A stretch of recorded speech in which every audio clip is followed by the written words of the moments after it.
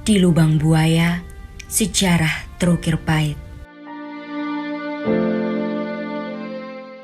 Di malam yang kelam, suara harapan terenggut. Pahlawan gugur, dan darah merah membekas.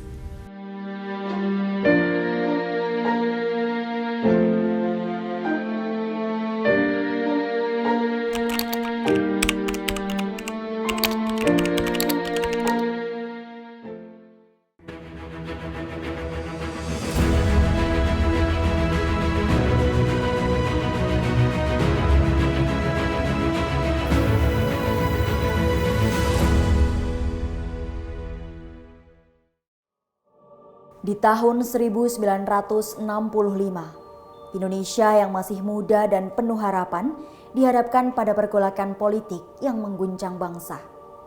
Gerakan 30 September atau G30 SPKI adalah sebuah peristiwa kelam yang terekam dalam setiap ingatan rakyat Indonesia. Pada malam yang hitam itu, sejumlah perwira militer diculik dan dibunuh oleh sekelompok orang yang mengklaim bertindak atas nama revolusi. Tuduhan jatuh pada Partai Komunis Indonesia yang kala itu menjadi salah satu kekuatan politik terbesar. Namun di balik peristiwa ini, banyak kabut misteri menyelimuti, menyisakan pertanyaan tanpa jawaban pasti.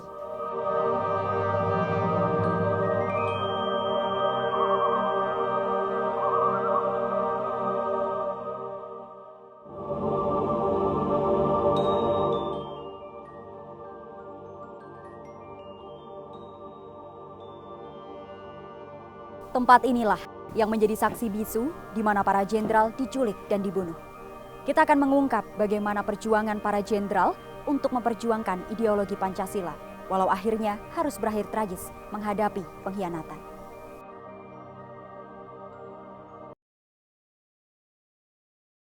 Letkol Judge Edi Bawono namanya. Sebagai ketua Monumen Pancasila, ia mengabdikan diri sebagai penjaga cerita di museum ini. Bukan hanya seorang perwira militer, Letkol Edi adalah penghubung antara masa lalu dan juga masa kini. Menjaga agar kita tak pernah lupa dan terus belajar dari luka yang pernah ada.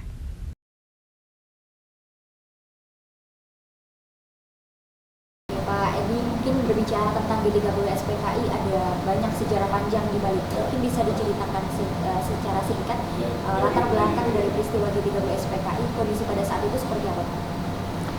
Baik, berbicara tentang pemberontakan G30 SPKI, kalau kita coba urutkan ya, karena memang ini bagian dari rangkaian peristiwa-peristiwa yang berhubungan dengan peristiwa pemberontakan G30 SPKI.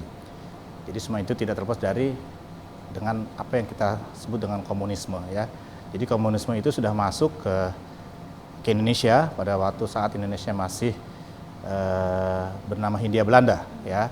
Jadi tahun 1920-an, berikut juga munculnya organisasi-organisasi yang modern yang pada waktu itu seperti Budi Utomo, kemudian Sarekat Dagang Islam, Sarekat Islam, Indonesia Party, Pemuda Indonesia dan sebagainya. Memang itu masuk pemikiran-pemikiran modern, di antara pemikiran-pemikiran itu baik itu pemikiran demokrasi, pemikiran liberalisme ataupun juga komunisme. Berkembang sampai kemudian pemerintah Hindia Belanda pada waktu itu melihat ada sesuatu yang berbahaya buat pemerintah Hindia Belanda, sehingga partai yang pada waktu itu bernama ISDV atau Indonesia Social Democratic Vereniging yang kemudian berubah menjadi Partai Komunis Hindia itu dibubarkan oleh pemerintah Hindia Belanda tahun 1926. Waktu terus berjalan sampai kemudian Indonesia merdeka. Setelah Indonesia merdeka, paham komunisme itu masih ada ya di sini, dan kemudian tepatnya di tanggal 18 September tahun 1948 Partai Komunis Indonesia itu mencoba untuk melakukan sebuah pemberontakan dan membentuk sebuah negara yang bernama Republik Indonesia Soviet, yang pada waktu itu dipimpin oleh seorang tokohnya bernama Musso ya. Satu lagi juga tokohnya juga yang sempat juga sebelumnya menjabat sebagai Perdana Menteri, yaitu Amir Syarifuddin. Musuh ini berhasil tertembak, kemudian Amir Syarifuddin itu tertangkap, namun setelah itu Partai Komunis Indonesia tidak dibubarkan, masih tetap ada, kemudian berganti kepemimpinannya di bawah kepemimpinan D.N. Aidit, seorang tokoh muda yang pada waktu itu memang memiliki potensi untuk lebih mengembangkan lagi Partai Komunis Indonesia. Untuk memperkuat posisinya di panggung politik Indonesia, PKI yang pada saat itu merupakan partai terbesar di Indonesia menyadari bahwa untuk mencapai kekuasaan, mereka perlu membangun pengaruh di berbagai sektor penting, terutama militer dan massa rakyat. Salah satu strategi utama PKI adalah menyusup ke dalam tubuh militer, khususnya Angkatan Darat. Mereka membentuk aliansi dengan perwira-perwira muda yang memiliki pandangan serupa dengan ideologi partai, dengan dalih untuk menciptakan jaringan kekuatan yang bisa dikendalikan dari dalam. Selain itu, PKI juga berusaha memperkuat basis dukungan mereka di kalangan rakyat, terutama dari petani dan buruh, melalui organisasi-organisasi massa seperti Barisan Tani Indonesia dan Sentral Organisasi Buruh Seluruh Indonesia. Dengan memanfaatkan ketidakpuasan masyarakat terhadap kesenjangan sosial dan ekonomi, PKI menggerakkan berbagai aksi massa untuk meningkatkan pengaruh politiknya di berbagai daerah. PKI juga melakukan pendekatan politik yang intensif terhadap pemerintahan Presiden Soekarno. Mereka berusaha memposisikan diri sebagai pendukung setia ideologi. Nasakom, nasionalis, agama, dan komunis yang diusung oleh Presiden Soekarno. Dengan cara ini, PKI berharap dapat memperluas legitimasi mereka di kancah politik nasional, sekaligus mengamankan posisi strategis dalam pemerintahan. Sejak tahun 1948 sampai kemudian Indonesia melaksanakan pemilihan umum pertama tahun 1955, jadi kurang lebih sekitar 7 tahun kemudian, itu Partai Komunis Indonesia bisa memenangkan urutan keempat pada saat Indonesia melaksanakan pemilihan umum pertama tahun 1955. Dengan urutan sebagai berikut, yang pertama adalah Partai Nasional Indonesia atau PNI, yang kedua itu adalah Majelis Syuro Muslimin Indonesia atau Masyumi, yang ketiga Nahdlatul Ulama atau NU, yang keempat adalah Partai Komunis Indonesia. Jadi di situ terlihat bahwa sebenarnya paham komunis ini di Indonesia cukup banyak yang mendukung. Sampai kemudian memasuki tahun berikutnya bermunculanlah atau terbentuklah berbagai macam organisasi-organisasi massa. Sampai memasuki tahun 60-an, PKI semakin berani untuk memperlihatkan aksi-aksi sepihaknya, ya, baik itu berupa penganiayaan dan sebagainya. Sampai memasuki tahun 1965, dan di situ jelas sekali PKI melakukan aksinya tanpa lagi semakin berani menunjukkan dirinya. Contoh misalnya pada saat peristiwa di Kanigoro, Jawa Timur, tanggal 13 Januari tahun 1965, ketika massa yang berasal dari Pemuda Rakyat atau Barisan TNI Indonesia menyerang salah satu pesantren yang ada di sana yang sedang melaksanakan kegiatan mental training. Nah, mereka kemudian menyiksa para santri ataupun juga para kiainya. Dan juga di sana mereka sempat juga menginjak-injak ataupun memperlakukan kitab suci Al-Quran dengan tidak wajarnya. Kemudian tanggal 14 Mei tahun 1965 juga itu di salah satu tempat di daerah Bandar Betsi, Pemantang Siantar, Sumatera Utara, orang-orang PKI yang berasal dari Barisan TNI Indonesia atau Pemuda Rakyat tadi itu juga mencoba untuk merebut lahan yang dimiliki oleh pemerintah yang pada waktu itu sedang dikelola oleh pemerintah. Penjaga tanah itu yang memang dikaryakan dari anggota ABRI atau TNI, ya, itu Pelda Sujono yang berusaha untuk mencegah, malah justru mereka serang dan kemudian sampai mereka aniaya dan sampai beliau ini sampai meninggal dunia, ya. Kemudian waktu terus berjalan sampai kemudian tanggal 23 Mei tahun 1965, Partai Komunis Indonesia itu merayakan hari ulang tahunnya yang ke-45 secara besar-besaran di Stadion Utama Senayan, Jakarta. Ya, memasang foto ataupun gambar-gambar tokoh-tokoh komunis, baik tokoh-tokoh komunis Indonesia maupun tokoh-tokoh komunis Indonesia.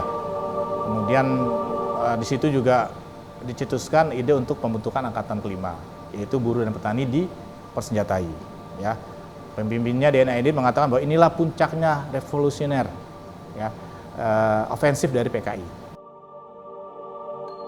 Pada waktu itu juga kemudian terdengar informasi bahwa Presiden Soekarno sakit, kemudian informasi yang didapat hasil diagnosa dokter menyatakan bahwa Presiden Soekarno akan mengalami lumpuh seumur hidup ataupun bisa jadi malah justru meninggal ya.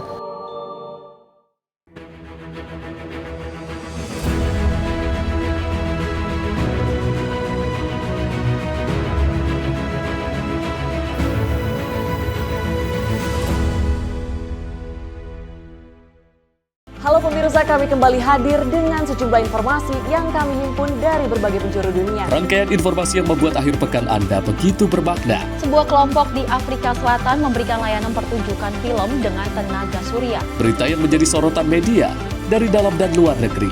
Kami hadirkan untuk menemani pekan Anda dalam Sinpo Dunia Sepekan, Sabtu dan Minggu pukul 9 pagi. Hanya di Sinpo TV. Halo, selamat pagi pemirsa Sinpo TV. Selamat pagi Andi. Selamat pagi, Fen. Beragam informasi terbaru hadir menemani Anda sebelum memulai hari. Itu memang dari Menteri Perhubungan juga mendukung, Betul. dari Menteri Keuangan juga mendukung, dan kita sebagai masyarakat pun juga Harus mendukung. Mengangkat isu yang tengah menjadi pembicaraan paling hangat. Semarakan pagi Anda bersama Menyapa Pagi. Setiap Senin hingga Jumat pukul 6 pagi. Hanya di Sinpo TV. Kami hadir dengan rangkaian informasi dari berbagai penjuru dunia. Topik dan isu yang tengah menjadi sorotan mancanegara dikemas dengan lengkap untuk Anda.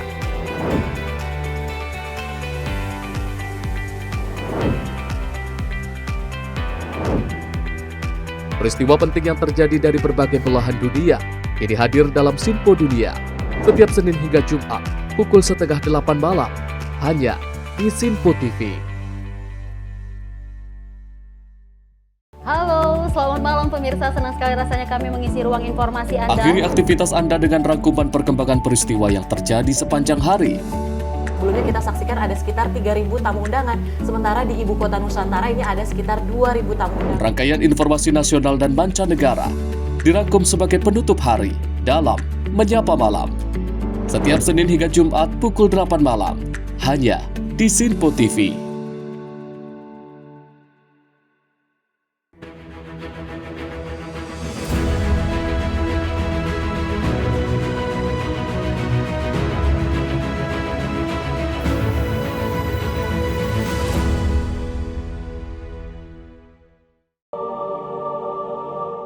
Setelah merayakan keberhasilannya di HUT PKI ke-45, partai ini mulai merancang langkah-langkah agresif untuk memuluskan ambisinya menguasai panggung politik Indonesia.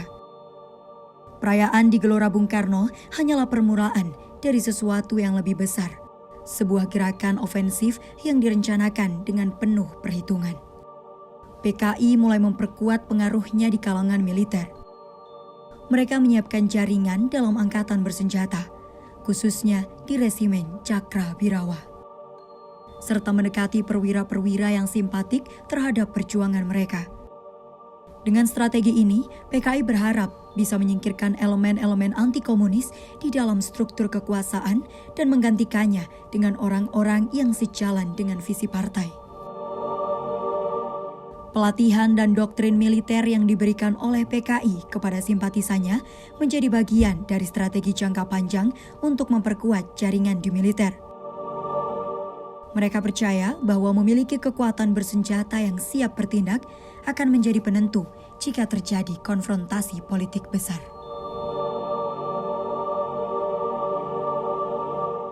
Ya, nah dari situ kemudian itu bulan Mei ya, memasuki bulan Juni Juli, idenya mereka kemudian juga mereka wujudkan dengan cara mereka melatih para sukarelawan dan sukarelawati PKI, salah satunya di sini di tempat yang kemudian diberi nama Desa Lubang Buaya atau sekarang menjadi Kelurahan Lubang Buaya ya. Di sini mereka melatih para pemudi ataupun sukarelawan-sukarelawati PKI itu dilatih kemiliteran. Informasi yang ada itu lebih dari 3.000 pemuda-pemudi ini dilatih di sini secara bergelombang. Nah, pada waktu itu juga kemudian terdengar informasi bahwa Presiden Soekarno sakit. Kemudian informasi yang didapat hasil diagnosa dokter menyatakan bahwa Presiden Soekarno akan mengalami lumpuh seumur hidup ataupun bisa jadi malah justru meninggal ya. Nah, dari situ PKI berpikir ini harus segera diambil sebuah tindakan nyata untuk mengambil alih kekuasaan ya. Di antaranya adalah kemudian mereka mengisukan adanya Dewan Jenderal. Ya. Di tengah ketegangan politik yang semakin membara pada tahun 1965, muncul sebuah isu yang mengguncang panggung kekuasaan Indonesia, isu Dewan Jenderal. Isu ini bukan sembarang rumor, melainkan senjata politik yang diciptakan oleh Partai Komunis Indonesia untuk menebar ketakutan dan kecurigaan di antara jajaran militer dan juga pemerintah. Menurut isu yang dihembuskan, Dewan Jenderal adalah sekelompok perwira tinggi Angkatan Darat yang bersekongkol untuk menggulingkan Presiden Soekarno. Mereka disebut-sebut merencanakan kudeta terhadap Soekarno, ingin menggantikan kekuasaan dengan pemerintahan militer yang lebih anti-komunis dan jauh dari pengaruh PKI. Isu ini dirancang sedemikian rupa agar tampak meyakinkan, mengincar kepercayaan rakyat dan memicu kekhawatiran di kalangan militer pro-Soekarno. PKI dengan cerdik memanfaatkan ketakutan yang muncul akibat isu ini. PKI dengan cerdik memanfaatkan ketakutan yang muncul akibat isu ini untuk memperkuat posisinya. Mereka mulai menggiring opini publik bahwa para jenderal anti-komunis tersebut adalah ancaman serius bagi revolusi dan kelangsungan bangsa. Narasi tentang Dewan Jenderal terus digelorakan, terutama di kalangan simpatisan PKI. Bahwa langkah militer akan segera menghancurkan tatanan yang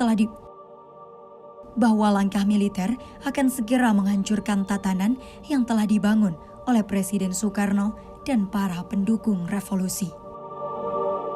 Di balik layar, PKI berharap bahwa isu ini akan membuat militer saling curiga, mengadu domba antara perwira yang loyal kepada Soekarno dengan mereka yang dianggap anti-komunis.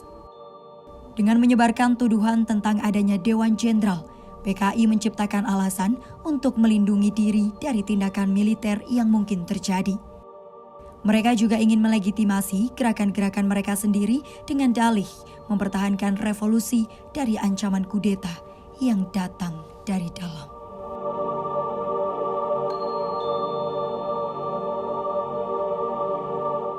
Dewan Jenderal itu mereka isukan akan melakukan kudeta terhadap Presiden Soekarno.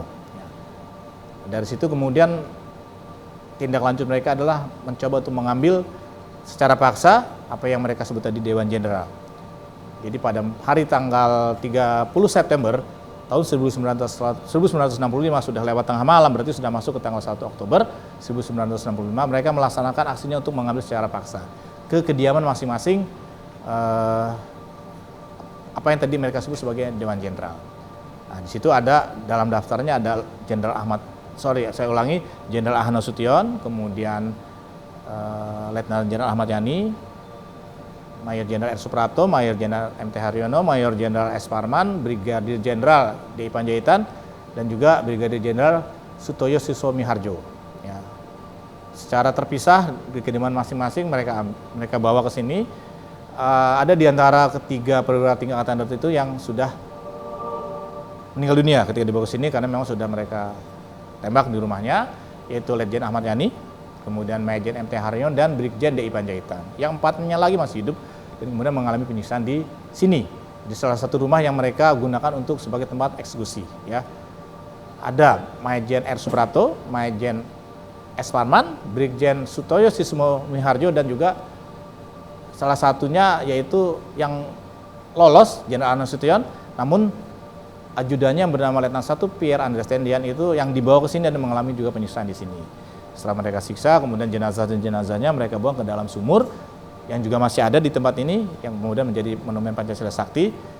Mereka buang jenazah tersebut ke dalam sumur itu, dan kemudian mereka timbun dengan tanah bercampur sampah-sampah, daun-daun pohon dan sebagainya, sampai kemudian diketahui tanggal 3 Oktober oleh pasukan TNI yang lain, dalam hal ini oleh pasukan RPKAD, dan tanggal 4 Oktobernya jenazah tersebut kemudian diangkat dari sumur dan kemudian dibawa ke Rumah Sakit Pusat Angkatan Darat untuk diidentifikasi ataupun diotopsi.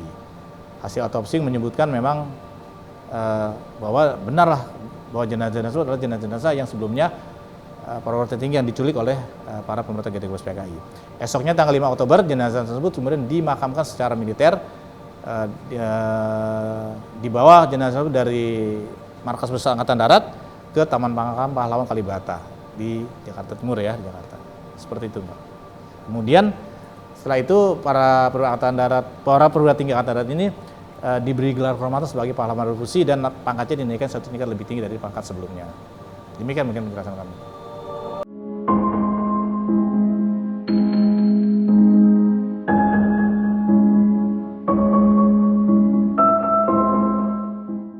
Bengis dan kejamnya PKI telah menciptakan salah satu babak tergelap dalam sejarah Indonesia yang meninggalkan luka mendalam bagi banyak keluarga. Para jenderal memanglah gugur, namun ia meninggalkan tanah air setelah menunaikan janji sakti, menjadi simbol pengorbanan demi keutuhan bangsa ini.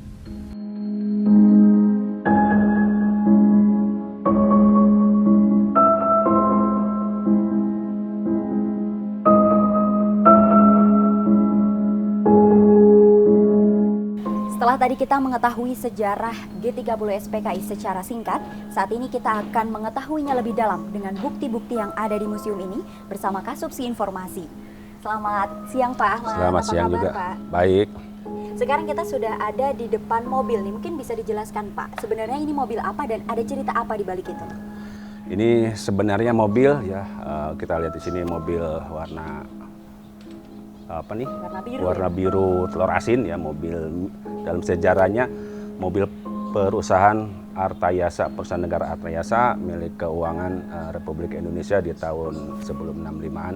Dalam sejarah peristiwa G30S PKI, mobil ini digunakan oleh PKI pada saat peristiwa penculikan Brigjen DI Panjaitan yang beliau meninggal di kediamannya, kemudian dibawa jenazahnya dengan menggunakan kendaraan ini dari kediamannya dibawa ke Lubang Buaya di sini. Berarti saat proses pembawa jenazah dari rumah menuju ke sini itu menggunakan mobil dengan ini, menggunakan truk ini Dodge 500. Oke, ini ternyata cerita di balik mobil ini. Mungkin di sebelah sana masih ada banyak bukti dan juga cerita-cerita lainnya, boleh kita menuju ke Masih sana? ada.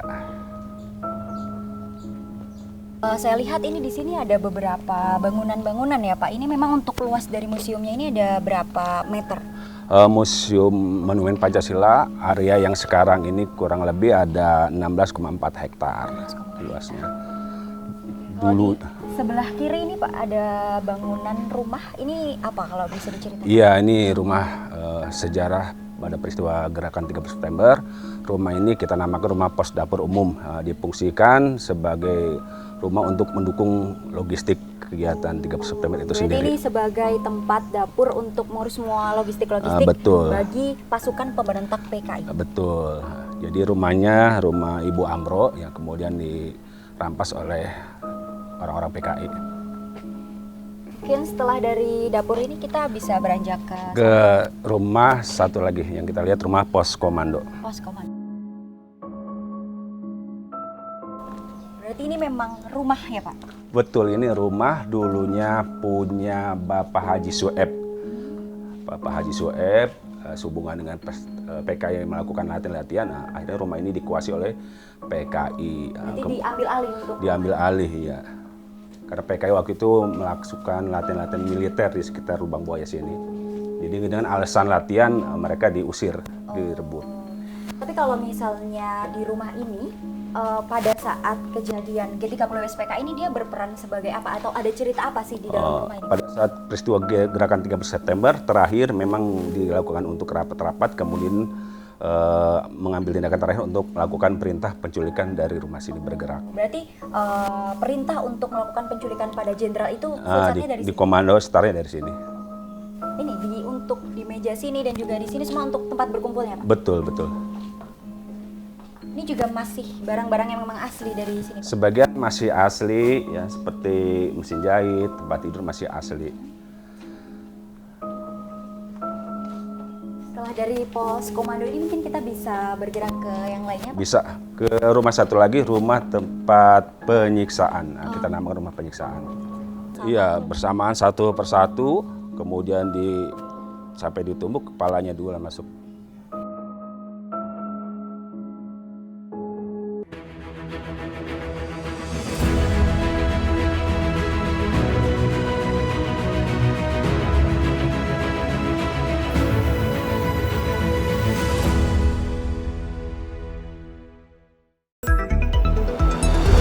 Jadilah yang pertama mengetahui perkembangan terkini seputar informasi dari lembaga parlemen. Punya data nasional, tidak ada satupun backup berarti kan?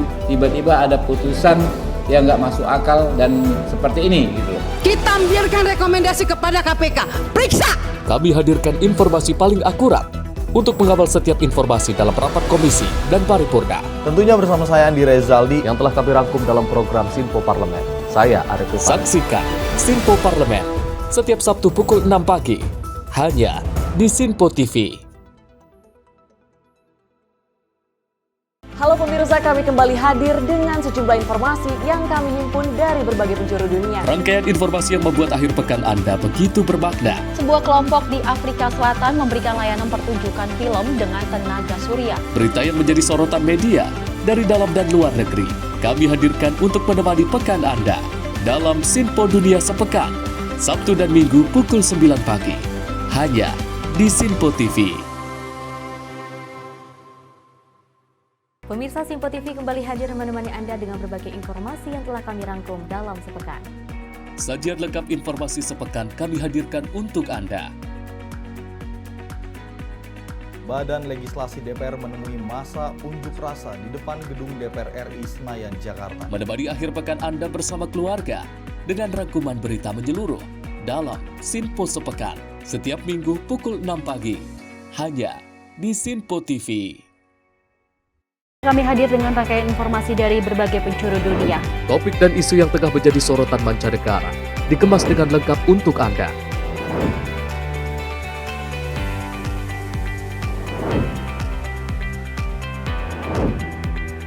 Peristiwa penting yang terjadi dari berbagai belahan dunia ini hadir dalam Sinpo Dunia setiap Senin hingga Jumat pukul 7:30 malam hanya di Sinpo TV.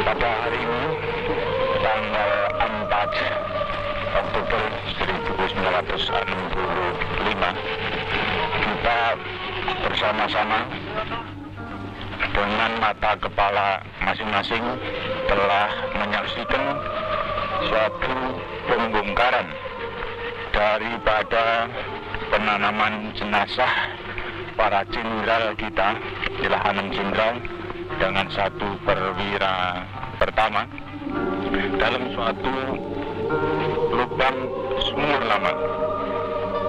Sebagaimana saudara sudah telah maklum bahwa jenderal-jenderal kita dan perwira pertama kita ini telah menjadi korban daripada tindakan-tindakan yang biadab dari petualang-petualang yang dinamakan Gerakan 30 September. Kalau kita melihat tempat ini adalah di Lubang Buaya. Daerah Lubang Buaya adalah termasuk dari daerah Lapangan Halim. Dan kalau saudara-saudara melihat pula fakta bahwa dekat pada sumur ini telah menjadi pusat daripada latihan Sukwan dan Sukwadi yang dilakukan atau dilaksanakan oleh Angkatan Udara. mereka melatih para anggota-anggota dari Pemuda Rakyat dan Gerwani. Suatu fakta, mungkin mereka itu latihan dalam rangka pertahanan di Bangkalan, akan tapi nyata menurut anggota Gerwani yang dilatih di sini, yang sekarang tertangkap di Cirebon adalah orang dari Jawa Tengah, jauh daripada daerah tersebut. Jadi kalau menurut fakta-fakta ini, mungkin apa yang diamanatkan oleh Bapak Presiden, Panglima Besar, pemimpin besar revolusi yang sangat kita cintai bersama ini, bahwa Angkatan Udara tidak terlibat di dalam persoalan ini, mungkin ada benarnya. Akan tetapi tidak mungkin tidak ada hubungan dengan peristiwa ini daripada oknum daripada anggota Angkatan Udara. Oleh sebab itu, saya sebagai warga daripada anggota Angkatan Darat mengetok jiwa, perasaan daripada patriot Angkatan Udara. Bila mana benar-benar ada oknum-oknum yang terlibat dengan pembunuhan yang kejam daripada para jenderal kita yang tidak berdosa ini, saya mengharapkan agar supaya para patriot anggota Angkatan Udara membersihkan juga daripada anggota-anggota Angkatan Udara yang terlibat dalam petualangan ini. Saya sangat berterima kasih bahwa akhirnya Tuhan memberikan petunjuk yang terang jelas pada kita sekalian bahwa setiap tindakan yang tidak jujur, setiap tindakan yang tidak baik pasti akan terbongkar. Dan saya berterima kasih pada satuan-satuan, khususnya dari Resimen Parako dan juga anggota-anggota dari KKU dan satuan-satuan lainnya serta rakyat yang telah membantu menemukan bukti ini dan turut serta mengangkat jenazah ini hingga jumlah daripada korban seluruhnya dapat kami temukan. Sekianlah yang perlu kami jelaskan pada saudara-saudara sekalian. Terima kasih. Seperti yang tadi Pak Ahmad sempat jelaskan Pak, bahwasanya di samping pos komando ini ada rumah penyiksaan. Betul. Ini memang jaraknya sedekat ini Pak? Iya, jaraknya sedekat ini. Ini bangunan asli letak posisi rumah satu dengan yang lain berdekatan. Berarti memang sedekat itu. Siap. Mungkin kita bisa melihat secara lebih dekatnya. Ya. Nah, ini rumah kita namakan rumah penyiksaan. Jadi rumah ini pemiliknya Bapak Bambang Harjono. Dulunya dia sebagai kepala sekolah di sini.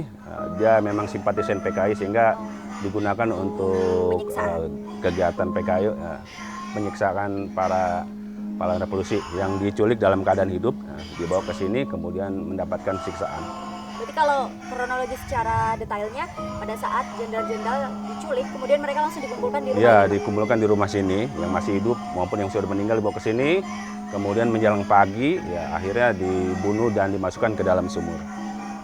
Ini nuansa gambaran diorama-dioramanya, ya, seperti ini. Ya.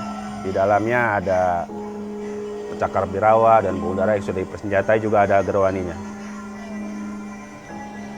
Berarti setelah kemudian mereka dihabisi ya Pak, disiksa di sini, Betul. kemudian mereka dibawa ke sumur. Mungkin kita bisa menuju Bisa. ke sumurnya Pak. Mari. Setelah tadi dari rumah penyiksaan, berarti sekarang kita akan menuju ke peristiwa gong atau yang menjadi utama dari G30 SPKI, Betul. yaitu pemasukan jenazah ke dalam sumur maut. Ini kita namakan sumur maut, jadi bukan sumur Lubang Buaya. Lubang Buaya itu nama desa, jadi kebetulan desa Lubang Buaya. Disinilah para jenazah para pahlawan revolusi dimasukkan ketujuhnya ke dalam sumur ini, yang luasnya 12 meter, kemudian diameternya 75 cm. Sumur ini memang sudah ada sebelumnya. Oh, berarti memang di sini waktu itu hanya ada hutan-hutan. Hutan karet yang ada satu sumur. Satu sumur untuk keperluan rumah tangga warga di sini. Sumur yang memang sebelumnya itu untuk keperluan rumah tangga, kemudian dijadikan tempat untuk masuknya jenazah. jenazah. Betul. Kedalamannya tadi 12 meter dan diameternya 75 cm. Dimasukkan satu persatu, kemudian ditembaki juga. Kemudian diuruk dengan menggunakan tanah yang ada dahan-dahan, ada daun-daun untuk menghilangkan jejak.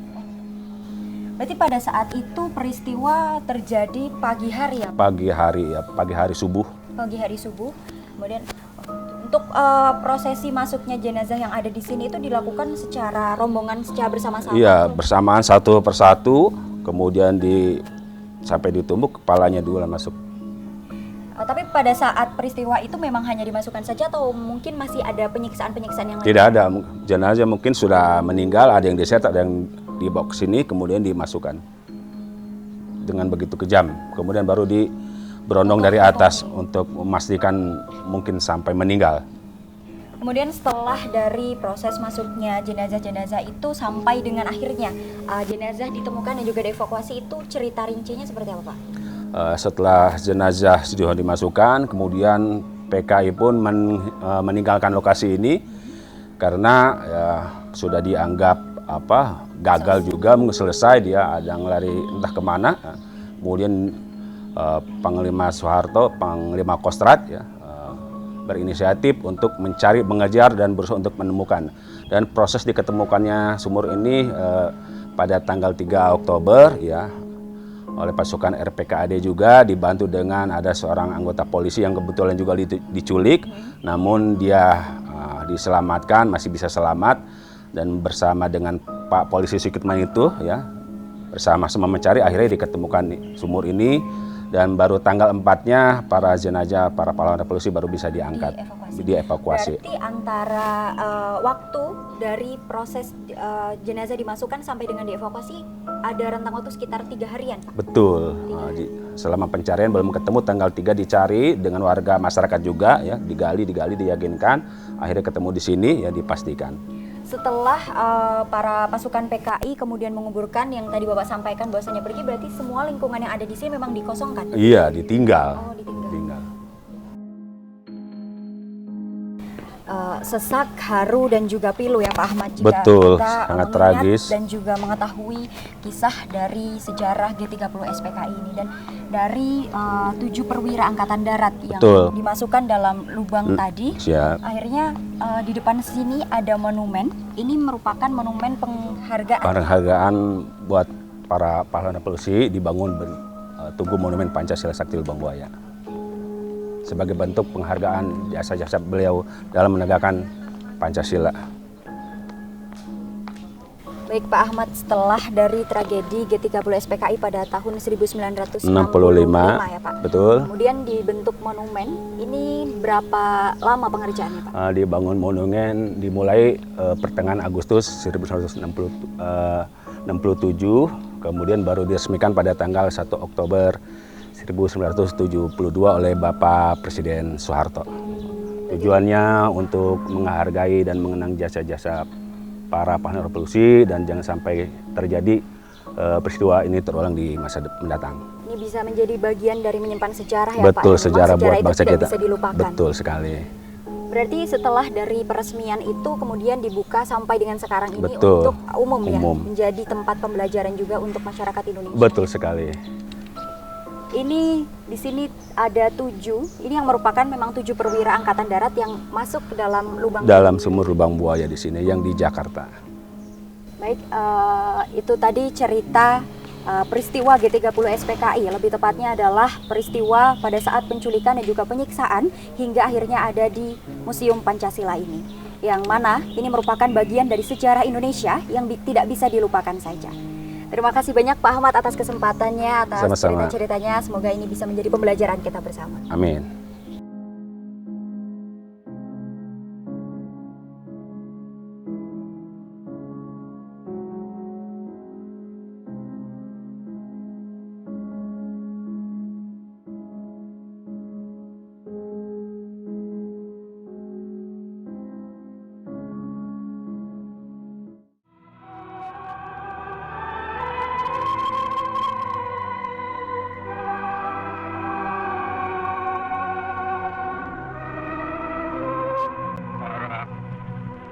Prajurit sekalian, kawan-kawan sekalian, terutama rekan-rekan yang sekarang kami sedang lepaskan.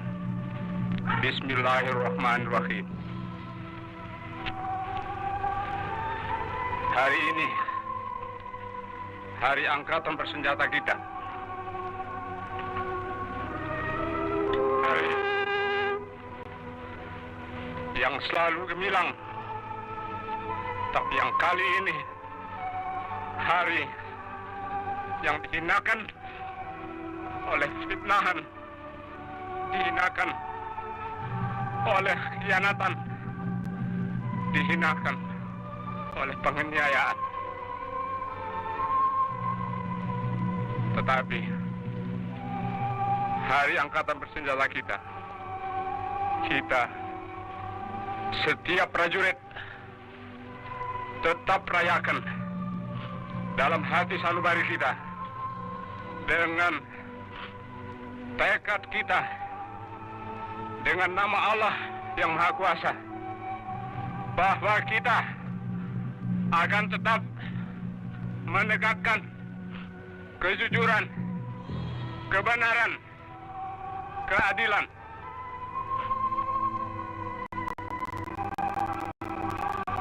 Jenderal Suprapto, Jenderal Hartono, Haryono, Jenderal Parman, Jenderal Panjaitan, Jenderal Sutoyo, Letnan Tendean, kamu semua mendahului kami semua yang kamu tinggalkan punya kewajiban meneruskan perjuangan kita, meneruskan tugas Angkatan Bersenjata kita, meneruskan perjuangan TNI kita, meneruskan tugas yang suci. Kamu semua, tidak ada yang lebih tahu daripada kami yang di sini, daripada saya. Sejak 20 tahun kita selalu bersama-sama membela negara kita, perjuangan kemerdekaan kita, membela pemimpin besar kita, membela cita-cita rakyat kita. Saya tahu kamu manusia tentu ada kekurangan, ada kesalahan. Kita semua demikian. Tapi saya tahu kamu semua telah 20 tahun penuh memberikan semua dharma baktimu, semua yang ada padamu untuk cita-cita yang tinggi itu. Dan karena itu, kamu biarpun hendak dicemarkan, hendak difitnah bahwa kamu pengkhianat, justru di sini kami semua saksi yang hidup. Kamu adalah telah berjuang sesuai dengan kewajiban kita semua menegakkan keadilan, kebenaran, kemerdekaan. Tidak ada yang ragu-ragu. Kami semua sedia juga mengikuti jalan kamu. Jika memang fitnah mereka itu benar, kami akan buktikan. Rekan-rekan, adik-adik saya sekalian, saya sekarang sebagai yang tertua dalam TNI yang tinggal bersama lainnya akan meneruskan perjuangan kamu, membela kehormatan kamu. Menghadaplah sebagai pahlawan, pahlawan dalam hati kami seluruh TNI. Sebagai pahlawan menghadaplah kepada asal mula kita yang menciptakan kita, Allah Subhanahu wa Ta'ala. Karena akhirnya dialah panglima kita yang paling tertinggi. Dialah yang menentukan segala sesuatu juga atas diri kita semua. Tetapi dengan keimanan ini juga kami semua yakin bahwa yang benar akan tetap menang dan yang tidak benar akan tetap hancur. Fitnah, fitnah berkali-kali. Fitnah lebih jahat dari pembunuhan.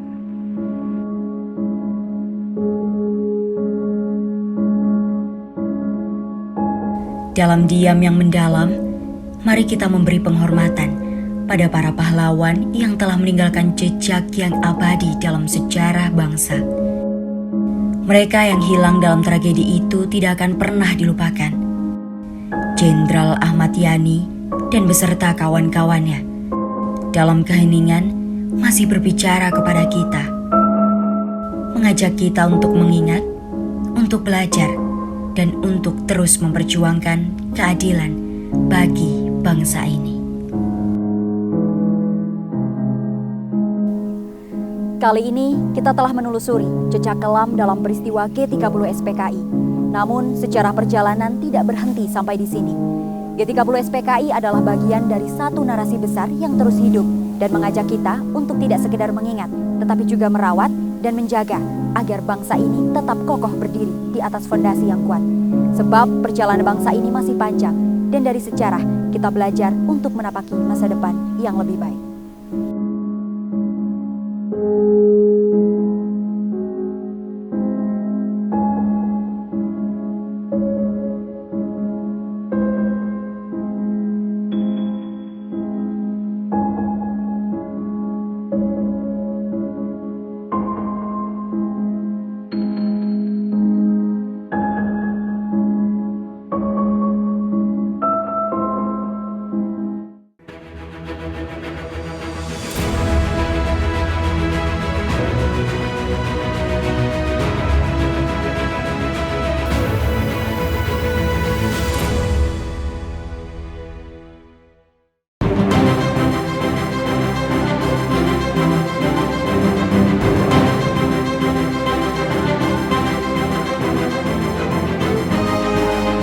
Simpo TV, News, Sport, Entertainment.